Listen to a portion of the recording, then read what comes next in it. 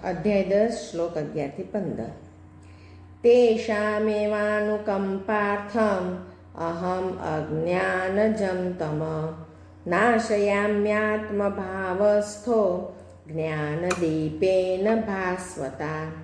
અર્જુન ઉવાચ પરમ બ્રહ્મ પરમ ધામ પવિત્રમ પરમં ભવાન પુરુષમ શાશ્વતમ દિવ્યમ આદિદેવમ જમ વિભુમ આહોસ્ત્વામૃષય સર્વે દેવર્ષિર્નારદસ્તથા અસીતો દેવલો વ્યાસ સ્વયં ચૈવ બ્રવીષિ મે. સર્વમેતદ્રतं મન્યે યન્માં વદસि કેશવ નહીં તે ભગવન વ્યક્તિં વિદુર્દેવાન દાનવા સ્વયમેવાત્મનાત્માनं વેત્થ ત્વં પુરુષોત્તમ ભૂતભાવન ભૂતેશ દેવદેવ જગત્પતે. હવે આપણે એક એક શ્લોક જોઈએ. તેષામ એવ અનુકંપાર્થમ અહમ અજ્ઞાનજમ તમઃ નાશયામિ આત્મભાવસ્થ જ્ઞાનદીપેન ભાસ્વતા. અને હે અર્જુન, એમના ઉપર અનુગ્રહ કરવા માટે એમના અંતઃકરણમાં રહેલો હું પોતે જ એમના અજ્ઞાનજનિત અંધકારને ઝળહળતા તત્વજ્ઞાન રૂપી દીપક દ્વારા નષ્ટ કરી દઉં છું.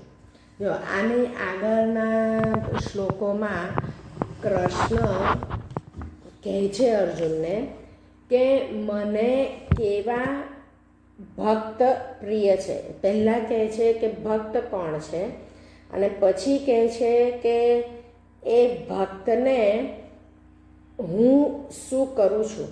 એટલે આ શ્લોકમાં કહે છે કે એ એમના ઉપર અનુગ્રહ કરવા માટે, એટલે આ ભગવાન પોતે એમના પર અનુગ્રહ કરે, કૃપા કરે.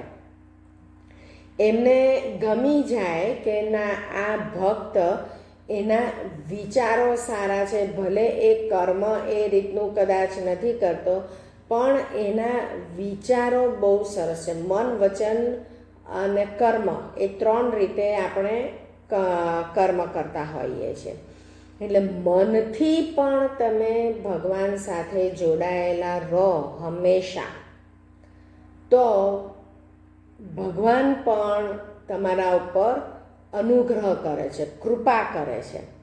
અને એ કૃપા અહીંયા આગળ ચોખ્ખે ચોખ્ખું કીધું કે હું એમના ઉપર કૃપા કરું છું. આમ નોર્મલી બધામાં શું હોય કે ભક્ત અને યોગી બધા એમની પોતાની મહેનત કરે ભગવાનને પામવા માટે, અને પછી એ ભગવાનને પામે. પણ અહીંયા આગળ કહે છે કે એમના ઉપર અનુગ્રહ કરવા માટે, કૃપા કરવા માટે, ભલે એણે પોતે ફિઝિકલી બહુ મહેનત ના કરી હોય ભગવાનને પામવા માટે, એટલે કે બહુ ભજનો ના ગાયા હોય, કે બહુ ભક્તિ ના કરી હોય, બહુ સેવા પૂજા ના કરી હોય, પણ એ મનથી હંમેશા એમનું ડેલી રોજનું કાર્ય, દરેક કાર્ય એ ભગવાનને સમર્પિત કરતા હોય, તો એવા ભક્ત પણ મને પ્રિય છે. અને એવા ભક્તને હું અનુગ્રહ, કૃપા કરીને એમના અંતઃકરણમાં રહે અજ્ઞાનજનિત અંધકારને હું પોતે દૂર કરું છું, પછી હું એમને જ્ઞાન આપું છું. એટલે અર્જુન કહે છે, હવે આ જે શ્લોક છે એ આપણા દેશમાં છે ને ધર્મ પણ ઘણા છે, અને હિન્દુ ધર્મની અંદર જુદા જુદા બધા સંપ્રદાયો પણ છે. એટલે અલગ અલગ બધી આઈડિયોલોજીની સાથે અલગ અલગ બધા સંપ્રદાયો બન્યા. એમાં જે પુષ્ટિ સંપ્રદાય, પુષ્ટિ માર્ગ જે છે એ કૃપાનો માર્ગ છે. એ પુષ્ટિ સંપ્રદાયમાં પ્રિન્સિપલમાં શું છે કે એ ભગવાન કૃપા કરે. આપણે કદાચ લાયક હોઈએ કે નહીં, આપણે મહેનત કરતા હોઈએ પણ નહીં, પણ ભગવાનને લાગે કે ના આના વિચારો સારા છે તો એ કૃપા કરે અને આપણું અજ્ઞાન દૂર કરે. હવે અર્જુન કહે છે, અર્જુન ઉવાચ પરમ બ્રહ્મ પરમ ધામ પવિત્રમ પરમમ ભવાન પુરુષમ શાશ્વતમ દિવ્યમ આદિદેવમ અજમ વિભુમ આહુ ત્વામ ઋષય સર્વે. આજે આહુસ્ત્વામ ઋષય એની સંધિ છૂટી પાડેલી છે. આહુ ત્વામ ઋષય સર્વે દેવર્ષિ નારદ તથા અસિત દેવલ વ્યાસ સ્વયં ચ એવ બ્રવીષિ મે. એટલે હવે આ ભગવાનની સ્તુતિ કરે છે. અર્જુન કહે છે આપ પરમ બ્રહ્મ, પરમધામ અને પરમ પવિત્ર છો, કેમ કે આપને સમસ્ત ઋષિજનો સનાતન દિવ્ય પુરુષ, દેવોના પણ આદિદેવ, અજન્મા અને સર્વવ્યાપી કહે છે. એવું જ દેવર્ષિ નારદ, અસિત અને દેવલ ઋષિ તથા મહર્ષિ વ્યાસ પણ કહે છે. અને વળી આપ પોતે પણ મને એમ જ કહો છો. હવે અર્જુનને થોડો થોડો વિશ્વાસ બેસવા માંડ્યો અને એટલે હવે અર્જુન કહે છે કે તમે પરમ બ્રહ્મ છો, પરમ પવિત્ર છો, તો પરમ દેવોના પણ દેવ છો.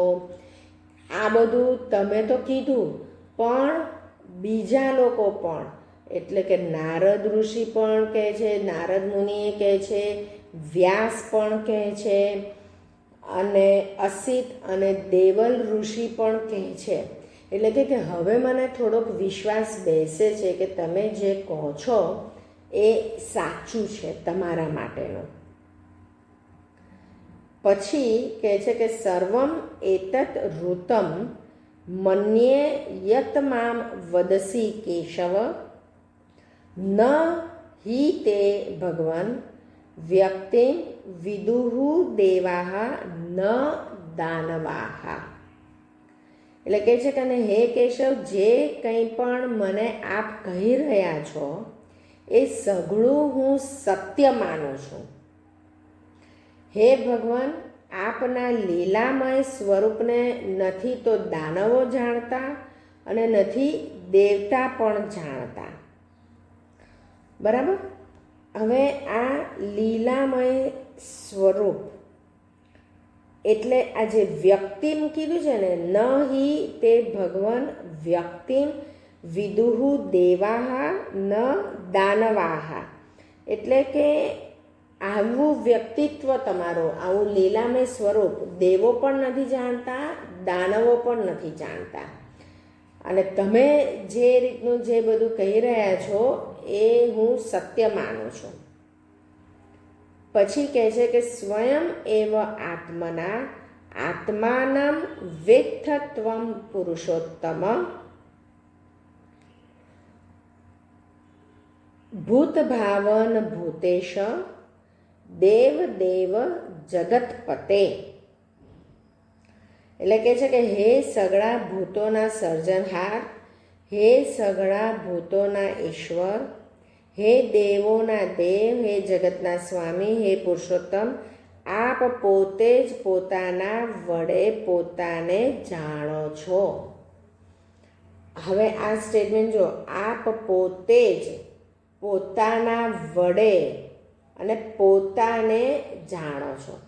આ વસ્તુ આપણે કરી શકીએ છીએ. આપણે પોતે જ પોતાના વડે આપણે પોતાને જાણીએ છીએ. એવું આપણે કરી શકીએ જ? કહો તો. આનો મતલબ કે આપણે આપણી જાતને આપણે જાણી શકીએ છીએ. આ સ્ટેજ લાવવું એ બહુ અઘરું છે કે આપણે આપણી જાતને જાણી શકીએ આપણા વડે જ. એટલે ફોર એક્ઝામ્પલ કોઈ એક કંઈક ઇન્સ્ટન્સ બને અને ત્યાં આગળ આપણે રિએક્શન આપીને થોડુંક કડવું બોલીએ, બરાબર? હવે બોલી કાઢીએ અને પછી આપણને રિયલાઇઝ થાય કે આ હું ખોટું બોલી, તો એ થયું રિયલાઇઝેશન. પણ જો આપણે આપણી જાતને ઓળખી શક્યા હોત, આપણે આપણી જાતને જાણી શક્યા હોત, તો એ વખતે આપણે એવું બોલત જ નહીં. એટલે એકવાર વસ્તુ ઘટી જાય એના પછી રિયલાઇઝ થાય, પસ્તાવો થાય, એ રિયલાઇઝેશન કહેવાય. પણ એ વસ્તુ ઘટે જ નહીં, એ પોતાને જાણી લીધા હોય તો એ ઘટે નહીં. એટલે આ અર્જુન કૃષ્ણને કહે છે કે તમે એવા છો કે તમે પોતાના વડે જ પોતાને જાણ્યા છે. એટલે કારણ કે કૃષ્ણ કહે છે કે આ જગતનો સર્જનહાર પણ હું છું અને બધાને બેલેન્સમાં રાખનાર પણ હું છું અને એનો લય કરનાર પણ અને પ્રલય કરનાર પણ હું છું. અને એ જ હું દરેકની અંદર રહેલો છું. એટલે એ તમે જાણો અને એ તમે મને જાણશો તો તમે તમારી જાતને જાણી શકશો, કારણ કે હું તમારી અંદર જ રહેલો છું. એટલે હવે આ જે ભક્તિ, હવે અર્જુનને વિશ્વાસ બેઠો કે આ કૃષ્ણ એટલે કોઈ એક વ્યક્તિ, આપણા જેવી વ્યક્તિ નથી. એ ખુદ પોતે જે કહે છે કે હું સર્જનહાર છું, હું બધા ભૂતોનો પાલનહાર છું, તો સાચે જ એ છે. કારણ કે આ બીજા બધા ઋષિ મુનિઓએ પણ કીધેલું છે કે આ કૃષ્ણ આવા છે. આ ઋષિ મુનિઓએ કોઈએ એવું નથી કીધું કે હું જગતનો સર્જનહાર છું. કૃષ્ણ જ કહે છે કે હું જગતનો સર્જનહાર છું. કોઈ દેવ, કોઈ ઇન્દ્રદેવ કે વરુણ દેવ કે એ બધા બી કોઈ કહેતા નથી કે હું જગતનો સર્જનહાર છું.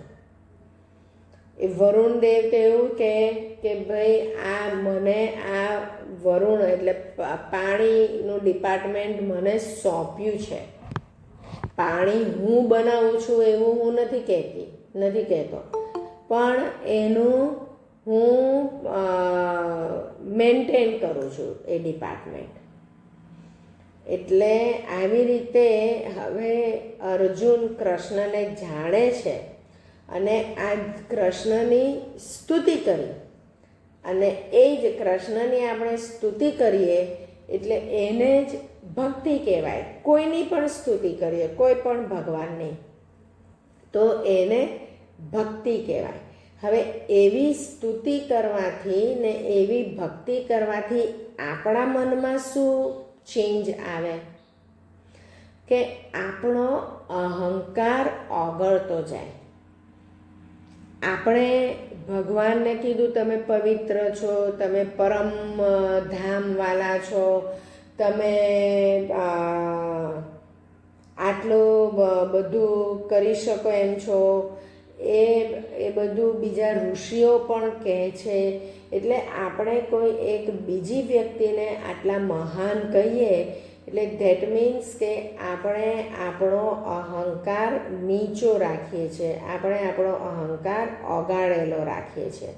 નહીંતર આપણે જ આપણી જાતે જ કહે કે હું સર્જનહાર છું સૃષ્ટિનો, હું જ પાલનહાર છું.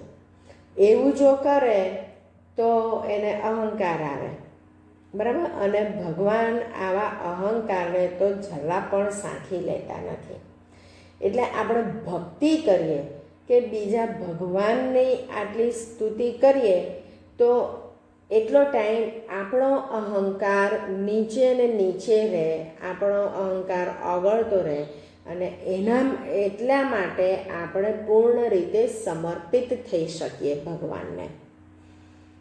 એટલા માટે હવે આ કૃષ્ણ અર્જુનના સંવાદ હવે ભક્તિ તરફ જઈ રહ્યો છે. આગળના બધા અધ્યાયોમાં આપણે જોયું કે પહેલાં યોગીનું કીધું કે એક યોગી મને કેવી રીતે પામે છે, કે યોગીએ શું કરવું જોઈએ અને એક યોગી શું કરે તો મને પામી શકે. પછી આપણે જોયું જ્ઞાની, તો એક જ્ઞાની કેવું જ્ઞાન લે તો મને પામી શકે. અને અહીંયા આગળ કીધું કે ભક્તિ, તમે ખાલી મારા ગુણગાન ગાઓ તો પણ તમે મને પામી શકો છો. અને કલિયુગમાં આ ભક્તિ જ સૌથી સસ્તામાં સસ્તું, સૌથી સારામાં સારું શસ્ત્ર છે ભગવાન પાસે પહોંચવાની, અને સૌથી ટૂંકામાં ટૂંકો રસ્તો છે ભગવાન પાસે પહોંચવાનો. એવો ભગવાને આશીર્વાદ આપેલા છે કલિયુગને. કારણ કે સતયુગમાં છે ને તપ કરે ને બહુ વર્ષો તપ કરવું પડતું હતું, ત્યારે ભગવાન મળતા હતા. પછી ત્રેતાયુગમાં પણ તપ આવ્યો, યજ્ઞ આવ્યું અને એ રીતે પછી ભગવાનને પ્રસન્ન કરતા હતા. દ્વાપર યુગમાં